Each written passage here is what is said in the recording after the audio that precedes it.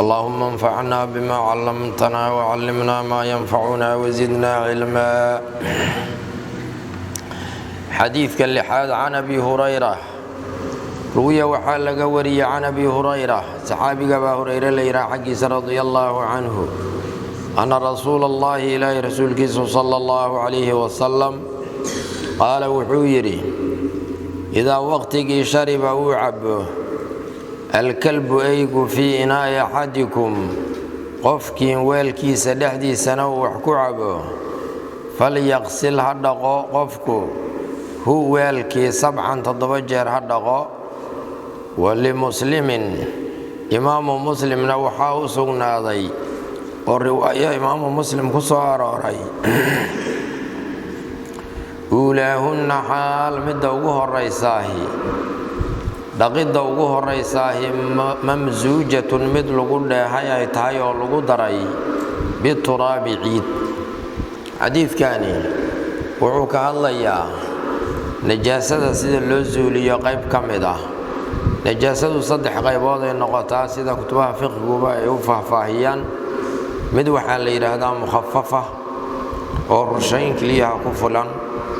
midna waxaa la yidhaahdaa mutawasita, midna waxaa la yidhaahdaa muqallada. midda la adkeeyey ee muqalladada ee sida goonida loo zuuliyo yaa xadiidku ka hadlayaa. eyga najaasadiisa in 7 jeer la dhaqayo weeye macnaha xadiidku. cabitaan oo riwaayadani ay cabirtay. riwaayo kalena waxaa noo imaan doontaa afgelin inuu afka gelsho weelka ama ha cabo ama yuusan cabine. marka labadoodu waxay iska waafaqsan yihiin najaasadii eyga in maaragta 7daas jeer la dhaqayo weeye. mabaaxis badan oo xadiidku leeyahay. mabaaxistaas qaar aan ka taataabanaynaa. mabxadka koowaad wuxuu yahay xadiidka daahirkiisa markii la fiiriyo weelka la yidhi hal la dhaqo inuu najaasoobay ayaa laga qaadanayaa. waxaana tusinaya amarka nabigu amray sala allahu calayhi wasalam.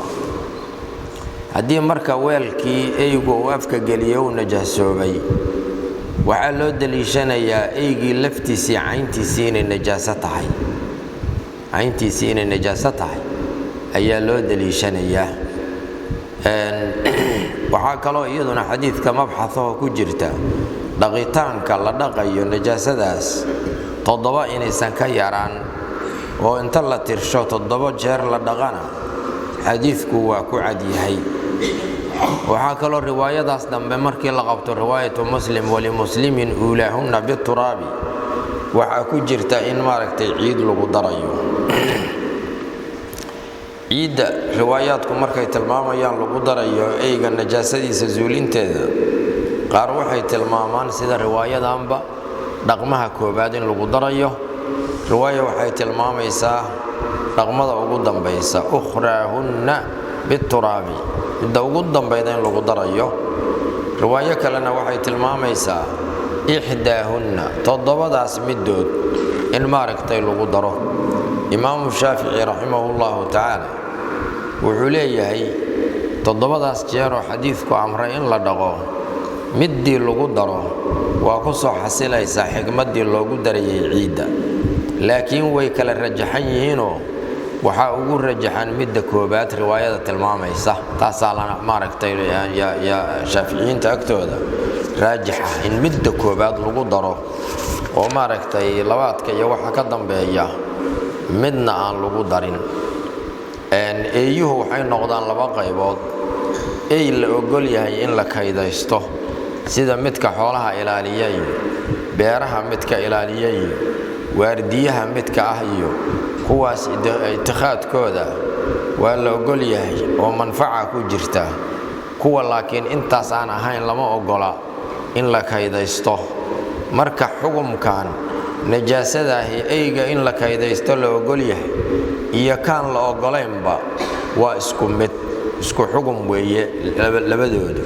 najaasadooda isku si ayaa loo dhaqayaa.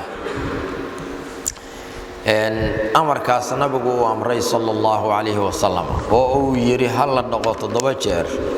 waa amrul wujub, waajib weeye. ciidaha lagu daro xadiidka qaybta uu yiri waxyaabo ciidda booskeeda gelayahay ma jiraan mase ma jiraan waxa raajixa wax booskiisa geli kara inaysan jirin maxaa yeelay xadiidku wuxuu kulmiyay laba shay shayga koobaadi wuxuu yahay ciidda shayga labaadna waa biyaha labadooda mid walbaaba waa mudahhir waa lagu dahaaro qaataa biyaha dahaarada waa lagu dahaaro qaataa markii biyo la helayo waa lagu weysaystaa turaabtana waa lagu gagabaystaa najaasadana yaa xadiidku tilmaamaya sidaa darteed booskiisa qowl waxaa jira tilmaamaya saabuunta iyo waxyaabaha kale oo wax lagu dhaqo inay maaragta booskiisa geli karaan oo ciidda lagu bedeli karo laakiin wajh daciifa weeye taasi maxaa yeelay nasku mar hadduu shay mucayana ku soo arooro oo maaragta khusuusiye leh khusuusiyadiisii wixii aan laga helaynin loogama kaaftoomi karo maxaa yeelay sida hadda tilmaamnaba xadiidku wuxuu tilmaamayaa laba mudahhir in la kulmiyo aljamcu bayna mudahhirayni almaa waturaab waxyaabahan kaloo la sheegayaana tilmaantaas ma lahan xikmadda marka ku jirta in maaragtay eygaas 7 jeer la dhaqo ilaahay baa garanaya subxaanahu wa tacaala waa wax ilaahay jideeyey waddadaas ilaahay soo u jideeyey in loo raacaana wanaagsan laakiin culamada dibbiga cilmu dibbiga oo xadiidka waxay tilmaamayaan arrin cajiiba oo xadiidka macnihiisa sii xoojinaysa waxay leeyihiin eeyuhu say u badan yihiin mindhicirkooda waxaa ku jira gooryaana ku jira marka la fiiriyo dhirirkiisa lagu tilmaamo 4 milimitir inuu dhan yahay marka gooryaankaasi wuxuu soo raacaa saxaradiisa kaas laftiisa marka wuxuu sii dhalayaa ukun uu dhalayaa ukuntaasi marka ay saxarada ay ku dhex jirto dufta uu eygu leeyahay oo u dhow meesha saxaradu ka timid yaa bahalladaas qaarkood ku dhegdhegayaan eygana waxaa caadadiisa ka mid ah meeshii wax ka yimaadaan carabkiisuu ku nadiifiyaa marka carabkiisii iyo afkiisii yaa maaragtay jeermiskaa soo qaadaya duftiisay ku faafaysaa biwaasidatin aw biqayri waasida marka weel afka geliyo ama qof bani aadanihi oo dhunkoodo sida gaaladu ay sameeyaan bahalladaas qaarkooda waxay ku dhegayaan qofkaas maaragtay dhunkooday ama weelka uu afkiisa geliyey marka si sahlan yay maaragtay cunitaankiisa iyo cabitaankiisa u raacaya jeermiskaasi qofka markii uu gaaro macidadiisa ku jirkiisa marka uu gaaro markaas kadib ayuu wuxuu dhaliyaa la yiraahdaa cudurro badan oo qaar maskaxda ku dhacaan oo qaar wadnaha ku dhacaan oo qaar ay ku dhacaan sanbabka waxyaabahaas oo dhan yaa maaragtay yaa dhaliya marka jeermiskaas yay waxay leeyihiin wax aan ciid ahayn oo zuulin karaahi ma jiraan sidaas ay iyaguna ku warbixinayaan macnahaasi xadiidku sii xoojinayaa xadiidka toosnaanta iyo xikmaduba ay ku jiraan way toosnaanta iyo xikmadu xadiidka nabiga ay ku jiraan calayhi salaatu wasalaam waxaana maaragtay wanaagsan sidaas sharciga islaamka uu tilmaamay asaga xikmad noogu filan in loo raaco oo maaragtay markaas la yiraahdo xukumkaasi waa sidii nabigu u qarariyay sallallahu alayhi wasallam oo 7 jeer la dhaqayaa eyga najaasadiisa عن أبي هريرة رضي الله عنه أن رسول الله صلى الله عليه وسلم رسولك إله قال وعير إذا وقتك شرب الكلب أيقو عبه في إناء أحدكم غفك والكي سنحدي سنة وكعبه فليغسل غفك هرقه والك 7 تتوجر هرقه ولمسلم وفي رواية لمسلم إمام مسلم رواية سنتين وحاكو سنة وأنا هره usoo sheegnay kitaabkan in laga soo qaatay xadiistiisa Bukhari iyo Muslim marka riwaayatul Bukhari gooniyo uu tilmaamaya markii Bukhari uu kaliya xadiiska wariyo Muslimku markuu kaliya riwaayada wariyana wajibisi gooniyo uu tilmaamaya marka wali muslimin Imam Muslim waxa uu sugnaaday riwaaya ahaan ulahunna hal todobadaas la dhaqayo mid ugu horeysaah biturabi mamzujatun mid lagu darayo ay tahay oo lagu dheehayo biturabici walahu waxaa kaloo imaamu muslim u sugnaaday fii xadiidi cabdillaahi ibni muqafal saxaabiga la yidhaahdo cabdullaahi ibni muqafal xadiidkiisana ugu sugnaaday xadiidka hore yaa wariyey waxaa wariyay abu hurayra kanna yaa warinaya cabdullaahi ibni muqafal laba saxaabi weeye walahu walimuslim damiirka halkaasu celi imaamu muslim waxaa u sugnaaday fii xadiidi cabdillaahi ibni muqafalna ugu sugnaaday anna rasuula allahi ilaahi rasuulkiisu sala allahu calayhi wasalam qaala wuxuu yidhi idaa waqtigii walaqa uu afka geliyo alkalbu eygu fil inaa'i weelka markuu afka geliyo faqsiluuhu dhaqa 7 jeer dhaqa wacafiruuhu kuna careeya athaaminata midda sideedaad alguslata dhaqidda athaaminata ee sideedaad bituraabi ciid ku dara midda sideedaad in ciidda lagu darayo yaa riwaayadan tilmaamaysaa riwaayadii horena waxay tilmaamaysaa ulahunna bituraab saan hore u soo baraarujinay mid kalena waxay tilmaamaysaa ixdaahunna waa riwaayaad kala duwan oo waxaa laga qaadanayaa majmuucooda midii lagu daraba in arrintu ku soo xasilayso laakiin waxaa raajixa oo ay rajaxayaan midda koobaad in lagu daro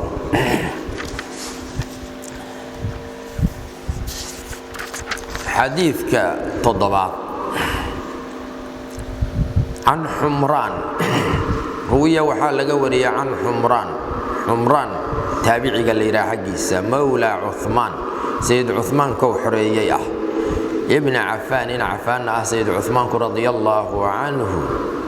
annahu xumraan ninka la yidhaahay ra'aa wuxuu arkay cuhmaana sayid cuhmaan buu arkay qad dacaa xaal uu dalbay oo u yeertay sayid cuhmaan biwaduu'in biyo lagu weyse qaato faafraqa markaasuu wuxuu ku shubay sayid cuhmaan biyihii calaa yadayhi labadiisa gacmood korkooda min inaa'il waduu'i biyihii lagu weyse qaadanaya weelkiisa xaggiisa uga shubay faqasala wuxuu dhaqay sayid cuhmaan humaa labadii gacmood waa labada calcaloodeh 3 maraatin 3 jeer uma markaas ka gadaal adkhala wuxuu geliyey yamiinahu midigtiisa fil waduu'i biyihii weysada uma markaas ka gadaalna tamadmada wuu luqluqday wastanshaqa wuu sandaarsaday wastanthara wuuna firdhiyey biyihii sanka ku jiray iyo wixii wasaqoo soo raacayay uma markaas ka gadaalna hasala wuxuu dhaqay wajhahu wejigiisa 3 jeer iyo wayadayhi labadiisa gacmoodba ila almirfaqayni labada xusul inta laga gaarayo 3 jeer oo dhaqay uma markaas ka gadaalna masaxa wuxuu masaxay bira'sihi madaxiisa uma qasala haddana wuxuu dhaqay kiltaa rijlayhi labadiisa lugood 3 jeer uu dhaqay uma markaas uu weysadii dhammaystiray kadib qaala wuxuu yidhi sayid cuhmaan ra'aytu waxaan arkay annabiya nabiga sala allahu calayhi wasalam yatawada'u xaal uu weesaysanayo naxwa wuduu'i weesaqaadkayga oo kale haadaa oo kan ah waqaala wuxuuna yidhi nabigu sala allahu calayhi wasalam man qofkii tawada'a weesaysta naxwa wuduu'ii weesaqaadkayga oo kale haadaa oo kan ah uma markaas ka gadaalna sallaa tukada ragcatayni 2 ragco laa yuxadiثu xaaluusan u sheekaynayninoo umuur adduunya ugu sheekaynayn fiihimaa 2 ragca dhexdooda nafsahu naftiisa gufira waxaa loo dhaafaa lahu qofkaas weysaystee tukaday maa shaygaasoo taqadama hormaray kaasoo min dembihi dembigiisa ah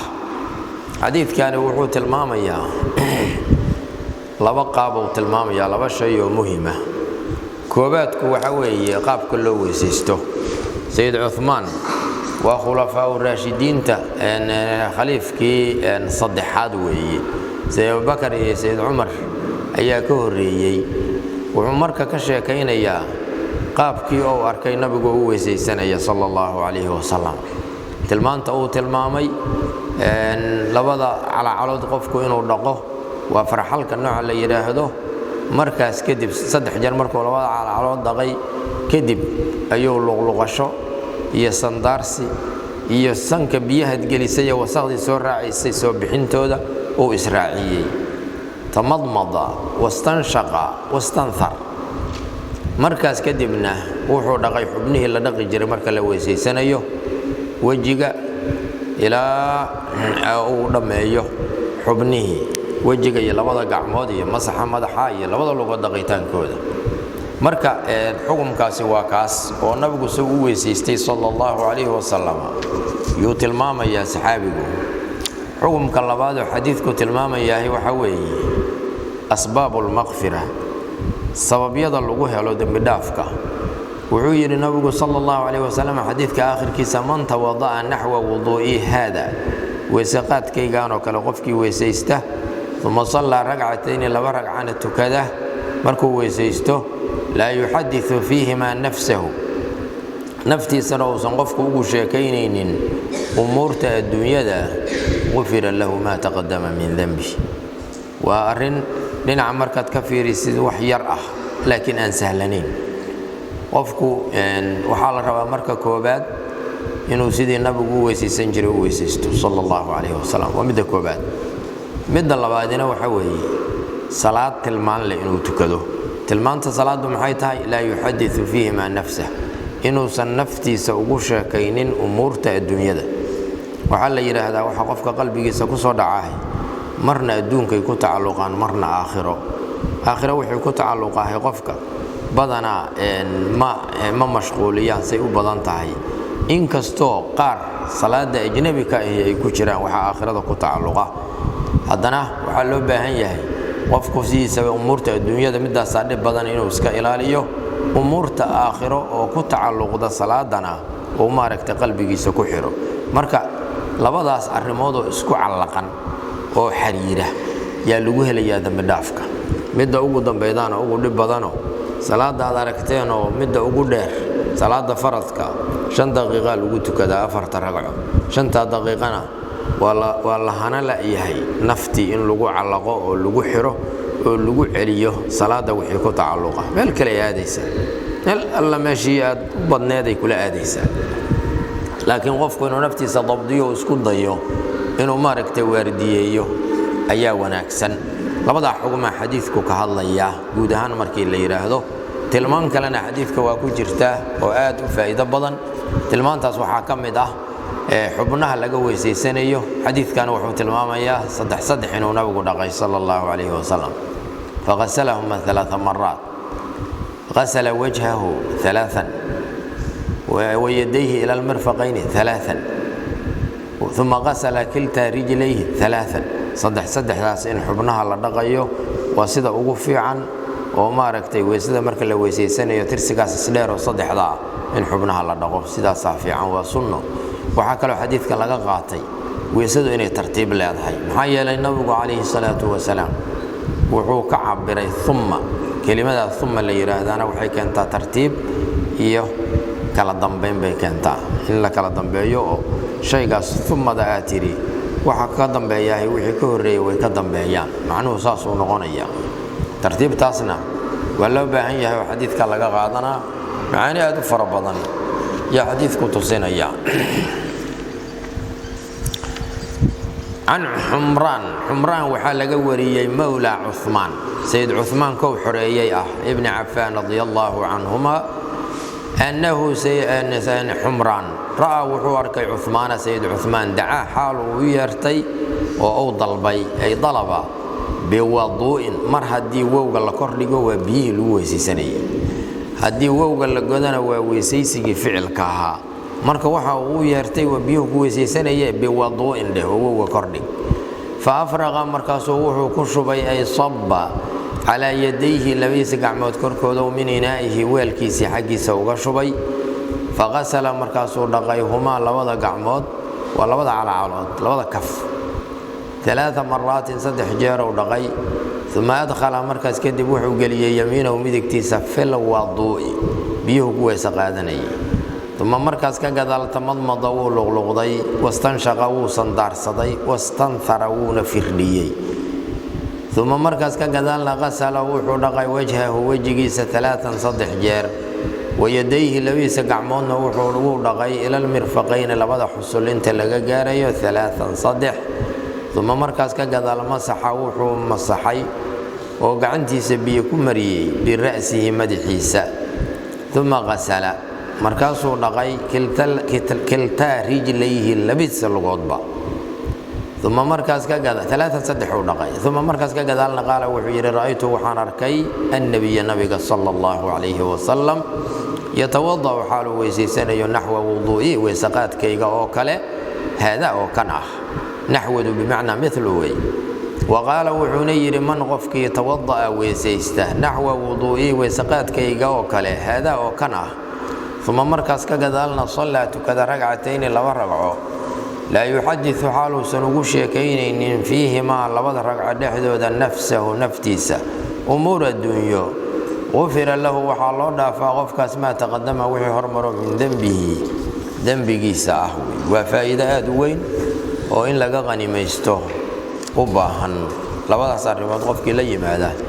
يا غنيمة سهلية حديث كسيدة عن عمرو بن يحيى عمرو بن يحيى حقي سوى حلقة وري المازني عن أبيه يحيى المازني حقي سو كوري قال وحيري يحيى شهدت وحان حاضري عمرو بن أبي حسن عمرو بن أبي حسن قد سأل حاله ويديي عمرو بن أبي حسن عبد الله بن زيد عن وضوء النبي نبي ويسقات كيس حقي سو ويديي صلى الله عليه وسلم فدعا وحويرتي أو ضلبي عبد الله بن زيد بتور كلح من ماء بيحق جوده فتوضأ ويسيستي عبد الله بن زيد لهم لتعليمهم يجبر الدود وبريه ويسيد النبي صلى الله عليه وسلم يوحو ويسيستي وضوء رسول الله إله رسول كيس ويسيدي أيو ويسيستي صلى الله عليه وسلم فأكفى وحكو شبي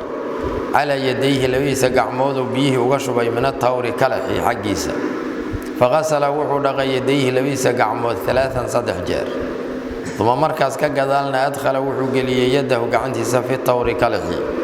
فمضمض ولغضي واستنشق وصندرصد واستنثر ونفر لي وحو كجري سنك دحديسا 3 صدح جار أيوه لغلغشد يسندرسي بسمي ب3 غرفات صدح صعب سوقات كبيها صعب كل سوقات غرفة صعب بيسك صدح صعب أيو ما ركتي لغلغشدي يسندار سجيبه كسميه ثم مركز كجدال أدخل وحوجلي يده قعنتي سوالكي فغسل وجهي سيبه رقي 3 صدح جار ثم مركز كجدال أدخل وحوجلي يده قعنتي سفي التوريه كالحيد حديثة فغسلهما مركز رقي لبدي قعمود مرتين لوجر إلى المرفقين لبدا حسولين تلقى قاريو ثم مركز كجدال أدخل وحوجلي يده قعنتي سفي التوري كالحيد حديثة فمسح مركز وحو مسح رأسه ومدحيسة فأقبل وسوق بلي بهما لبدا قعمود وأدبر ونسيج دي مرة واحدة هالمرة ثم مركز كجدالنا غسل وحو رقي عبد الله بن زيد رجليه لبدي سلقات حديث كوحوت المامية سيدي حديث كي كهري قابكي وسقاتك نبي عليه الصلاة والسلام لين كان تابعي عمرو بن أبي حسن ليرا يا عبد الله بن زيد وصحابي انت ويمدو يري نتص ماركتي قابكي نبي وسيستي صلى الله عليه وسلم مركا قابك وتلمامي صحابي قال لي يراهدوه عثمان بن عفان أيوه عبد الله بن زيد نوت المامي إنه نبي ويسيستي صلى الله عليه وسلم لبدا حديث مركا فرق باجرة فرق قاسو حاكم إذا حبناها صدح جارين ودقي بقار المامي قارنا وحو المامي إنه لبشر دقي فغسلهما مرتين إلى المرفقين والله لبشر بنت الدقيوي أرينا وحوش يري ثم أدخل يده فغسل وجهه 3 مركا حديثك وحلقة قادنا إياه إن حبناها لبشر قار لدقي كرو قارنا صدح جر مركا لويسي سنة وجائز وبنانتا كي هرنا وحلقة قاتي سيدا وقفي عنين يتاين صدح جر لدقيو رواية كلا جرت وحاكو بنان إن أدماركتي حبناها قارنا صدح دقديد قارنا لبو سيد حديث كان عبد الله بن زيد صدح ده كيفية وبنايهن كيفية وقفي عنينه وصدح ده وعسيت الماما يا مركا مسح الرأس مضح أصغر دن إلا مسحاه ويوناكسنتهي imaamu shaafici raximahullah wuxuu leeyahay haddii maaragtay in yaroo madaxa ka mida la masaxo masixii kifaayadiisii waa ku soo xasilaysaa laakiin waxaa sunnaa cinda alimaam shaafici madaxoo dhan in la masaxo qaabka marka madaxa dhan loo masaxayaa xadiidku tilmaamaya riwaayadan dambe yaani aad ugu cad riwaayada dambe oo aan tegi doono laba riwaayadooda ka sii dambeeyda riwaayadan dheere ya aad ugu cad oo arki doontaan وفي رواية رواينا وحاكو سغنيد بو يري بدأ وحو كبلاابي عبد الله بن زيد مركو تلمامي وسيدي النبي صلى الله عليه وسلم بمقدم رأسه مدحيسا قيبت لسور مريه قيبت ugu soo horeysay wajiga korkiisa yuu ka bilaabay markii uu maaragtay uu madaxa masaxayay hatta dhahaba ila uu la tagay bihima labadii gacmood ila qafaahu qadaadkiisa intika thumma markaas ka gadaalna raddahuma labadii gacmood uu soo celiyay hatta rajaca ila uu ku soo laabtay ila makaankii intika alladii makaankii bada uu ka bilaabay masixitaanka minhu makaanka xagiisa halkan uu ka bilaabay yuu dib markuu qadaadka geeyo haddana gacantii soo celiyay bartii lafteedii uu keenay way oo maaragtay wajiga korkiisa oo markii hore ka bilaabay labadii gacmood oo isla socda gadaal uu geeyay haddana meeshii uu ku soo celishay qaabkaas yuu maaragtay u masaxay madaxa markii uu masaxay Abdullah ibn Zayd oo na tilmaamayay wasaqadkii nabiga sallallahu alayhi wasallam وفي رواية رواينا وحاكو سغنا أتانا وحانو يمد رسول الله صلى الله عليه وسلم رسولك إلهي يانو يمد عبد الله بن زيد سداس له فأخرجنا مركزا رسولك وحانو صبحني له إساقا له رسولك صلى الله عليه وسلم ما أنبيه بيها في طور كالح الحديث هذا طور كاسو من صفر مار حقيتك هذا ومار لقسمي مصنوع من صفر مار لقسمي رواية سداس أي هاد عليه أن الشيخ وصيف فسر ياهي الطور طورك شبه الضست بافكو ويجي هيبو بافك ضستك بافكو ويجي هيبو يري لكن ما هم بافك لفتيس عن عمرو بن يحيى المازني عن أبيه قال شهدت وحن حاضري عمرو بن أبي حسن قد سأل حال ويديي عمر عبد الله بن زيد عن وضوء النبي بسقات كيس حقيس صلى الله عليه وسلم فدعا وحو يرتي عبد الله بن زيد بطور كالحاصو من ماء بيا حقوده فتوضأ مركزه ويسيستي الله ددكي ويديي بريتان كودا وبري ويسيد النبي وحو ويسيستي عبد الله بن زيد وضوء رسول الله إلهي رسول كيس ويسيدي صلى الله عليه وسلم سيد النبي ويسيستي أيوه ويسيستي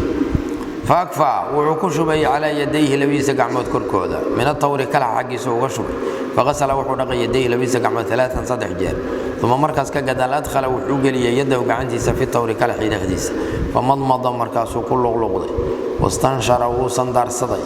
واستنثر ونفرليي وحي بيها وصنك قلي يوصغد لسعتي ب3 غرفات صدح صعب أيو ماركتي كل غلغضي كنا صندار صدي ثم مركز كقدال أدخل وحو قلي يده قعنتيسي والكي بيو كجرين فغسل وجهه وجهي سبورغي 3 صدح جال ثم هدانا مركز كدب أدخل وحو قلي يده قعنتيسي في التوري كالحيد عديس فغسل وحو دغي هما لبدي قعمد مرتين لبشر إلى المرفقين لبدا حسلين تلقى قاريو ثم مركز كقدال أدخل وحو قلي يده قعنتيسي في التوري حقال عليسا فمسح مركز ومسحي رأسه ومدحيس قابكم مدحوا مسحوت الماما يا فأقبل وقابلي بهما لبدا قعمود مدح قيبته وصوريسو لا وقابليي وي وأدبر ولجيدي قدال ودي وي مرة واحدة هالمرة ثم مركز كقدال ومدح مسحي كدبنا غسل وحو دغاي رجليه لبيس قعمود وفي رواية وحكو صور بدأ وحو كبلا مركو مدح مسحي بمقدم رأسي مدحيس قيبت لسهر مري قيبت هري ثم حتى ذهب إلى ولا تجي بهما لبدي قعموضه إلى قفاه قدات كيس انتكا ولا تجي ثم مركز كقدالنا رد وسعليي هما لبدي قعمود وهربي وسعل شيء حتى رجع إلى وصلبتي إلى المكان مكان انتكا الذي مكانك بدأ وكبل الله منه مكانك حقي سمسحتان كمدح وفي رواية وحكو صار رياتانا وحانو يمد رسول الله إلى رسولك صلى الله عليه وسلم فأخرجنا مركزا نصبحنا له رسولك ما أنبيو بيها في تور كلح لحدية كلحاس من صفر مار حق هذا التور تورك شبه الضستي وباف كمدوك باف كلفتيس يوجيه حديث كسقالات عن عائشة روي وحلق وري عن عائشة رضي الله عنها قالت وحيتر أمنا عائشة كان وحوها رسول الله إلى رسول صلى الله عليه وسلم يعجبه إنه عجب قلينا التيمن مدقيسك في تنعله كبا إلا الشيء سدح ديدنا ومدقيسته وترجله هي شنليسيسا مركوت ما شنليسنا وظهوره هي ظهار ديسا وفي شأنه هي حال كيس كله دمانتي أيا تيمنك عجب قلنا يا نبي صلى الله عليه وسلم عائشة رضي الله عنها أمنا عائشة هي إحدى أمهات المؤمنين قبلها أمهات المؤمنين كالإيراه نبي حاسسكي ساي صلى الله عليه وسلم مدود وي يكون يدد وحال إيراه أم عبد الله بنت أبي بكر الصديق رضي الله عنه سيد بكر أيا دلي سيد بكر وكون يديسي أبو بكر لكن مجلس سيد أبو بكر وحال إيراه عبد الله بن عثمان وعنبي كل ما أبترسك حقي سمرك اللي إيراه وأي كوكلمان مرة ابن كعب ابن لؤي هل كاسي كوكلمان مرة يسوق يمادان وحال أفصدي سنة كي كنتن يتضبه هجرة أي أهات يلا أفصدي سنة 57 أما سنة 58 أنا عايشة وهي دوغو وحال أفصدي يا سنة كنتن يتضبه عايشة وقت كاسي دمت تزوجها رسول الله صلى الله عليه وسلم بمكة قبل الهجرة بسنتين أو ب3 انت النبي سو هجرونين صلى الله عليه وسلم لبا سنة كهر أما 6 سنة كهر ولا اسكو خلافاه يو نبي غورسدي صلى الله عليه وسلم وغبدا كليه صحابه حديثتoodu kun ka badan tahay dumarka ah inta kale waa rag حديثتoodu kun waa ka badan tahay Aisha radiyallahu anha حديثkan saxaabiyadaas warinaysa saxaabiyadaas ya حديثkan warinaysa waxayna tilmaantay nabigeena sallallahu alayhi wasallam sha'nigiisa dhamaantii in maaragta uu jeclay midigaysiga marka waxa la yiraahdaa kullihi waxay faa'iideynaysaa dhammaan waxaana la ogsoon yahay mawaadicda qaarkood inaan midigta laga bilaabin مثل masjidka markaad ka baxaysid waxa sunnah inaad dhinaca bidixda hormarisid musqusha markaad galaysid waxa sunnah dhinaca bidixda inaad hormarisid oo aadan midigta hormarin marka xukumkaas iyo xadiidkan caamnimadiisu سيبي سود بوليان وحال يراد حديث كان عام يخص وعام وحال لغا سو ريبيا انت ماركتين ادلada kala laga qaatay inaysan xukunkaas wax ka wadaagin marka waa caam khaas yeelayo way wuxuu xadiidku tilmaamaya nabigu sallallahu alayhi wasallam markuu kabaha ilanayo inuu lugta midigta ka bilaabi jiray markuu shanlaysanayana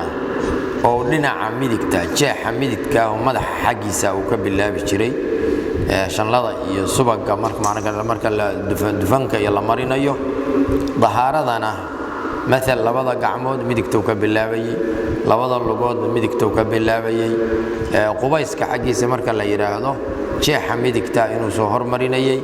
waxyaabahaas xadiidku tilmaamaya waana mustahabbaat waa sunno wax wanaagsan weeye oo nabiga sallallahu alayhi wasallam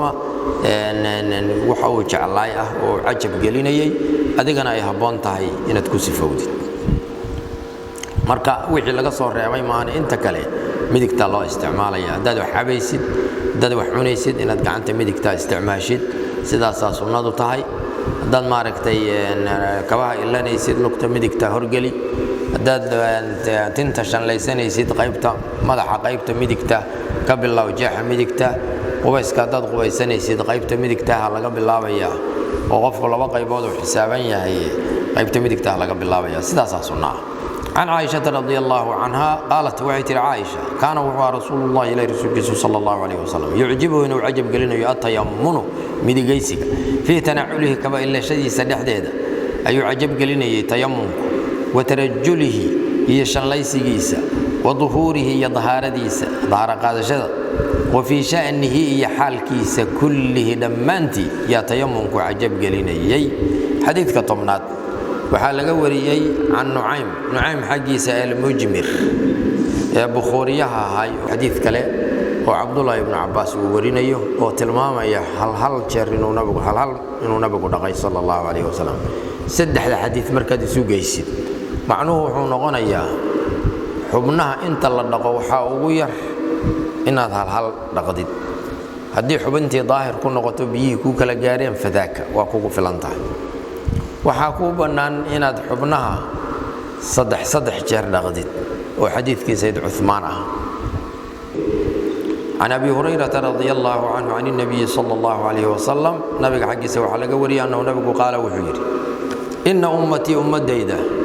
يدعون واللويريا يوم القيامة مال انت قيامها غرا حاليهم وبرير له كواس محجلين لحبن قري من آثار الوضوء وسقات كرادياشي سدرتون يسيدا سوء افتيميان فمن قفك استطاع أوده قفكاس منكم مدينك إنكمدا أن يضيل إنه داريستو غرته بريرتي سفل يفعل حسميو حديث كان وحوت المامية وسقات كمرك الله سميو وقفك أدونك مركو جوغو سيدي نبغو ويسيسنجر ويسيستو صلى الله عليه وسلم حبنها ويسدا يا إفيا مركي آخر لجارو وقفك النور إلهي وقدك يا سبحانه وتعالى حبنه كويسيسنجري سيدا وجهها يقعمها يلقاها يوحيابها مركا حديث كتاس وات الماما يا غرا محجلين الله سنبي وكعبري صلى الله عليه وسلم غرده وحال يراهدا أصلهان فرسك وجهيسا أو عديه وبرتعت كل وجهه أنت كلنا أي تهي مذهب كله يا غرده اللي يراهدا تحجيل كان وحال يراهدا لبيس اللباد أما لبيس الهراء أما لباد الضمبه أو عد له يا اللي يرا برع عد له مركا استعارة كجرتو نقفك مؤمنك نورك ماله أو كويسيستي كم مغنية يا وحال شبهها بغرة الفرس وتحجيله معناها ماشي كجراه وحوي مركا غرا مركا لليه هي الموضوع ساس يكون معنيان وحير هذا غرا حاليين هو برير له لكن معنوه وحوي وجهه كوا وفيو محجلين لحبنا قري أيا لديه جري أو حبنا قرن معنوه وحوي لا إفيي حبنه ويسدا من آثار الوضوء من أجل آثار الوضوء وسقات كرادياشي سدرتد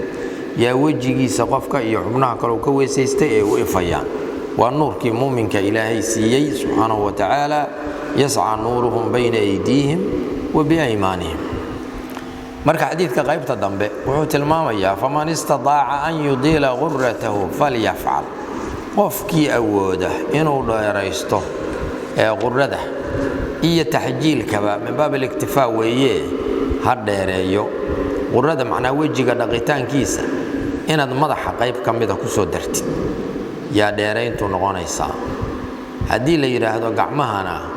عدود دقار كيدين الدقديد أو حصولات الدافسيد دقيتانك يا وحي نغونيسا ديرين تا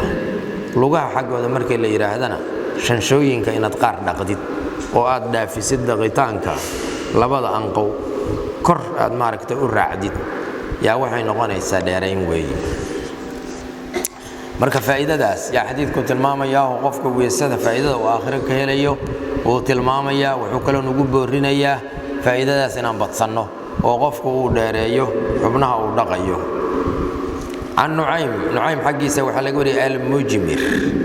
mujmir waxa loogu bixiyay leanahu kaana yujmiru almasjida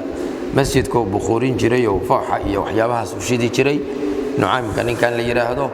وصحابي جليلة مركز نعيم المجمر لو بحشي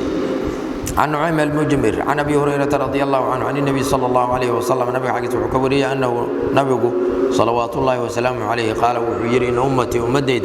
يدعون ولو يري يوم القيامة دارت قيامها غرا حاليهم وبرير له كواسو محجلين لحمنا قري من آثار الوضوء وسقات كرادياشي سدرتي فمن غفك استطاع أوده غفك منكم أدينك ينكمدا أن يضيل إنه ديري غرته بريرتي سفل يفعلها سمعي وفي لفظ المسلم إمام مسلم لفظ قسله وحاكسقنا رأيته وحان ركيب إلى أبا هريرة صحابي أبا هريرة الليلة يتوضأ حاله ويسيسنيه فغسل أبا هريرة وحدغي وجهه وجهيس ويديه لبيس قعمه حتى يكاد إلى وقد واده أبو هريرة يبلغ إنه قارسيه لغيتانك المنكبين لبضا قرب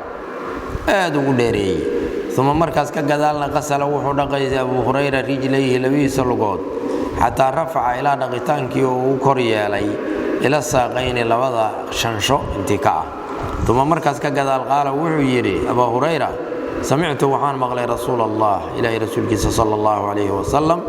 يقول حاله إلي رسولك إن أمتي إذا يدعون والله يريا يوم القيامة مالت قيامها غرلا حاليهين ومارك تحبنا قرن وجه يعني برير له ووجه قد إفيو كواسم حجلينا لحبنا قريو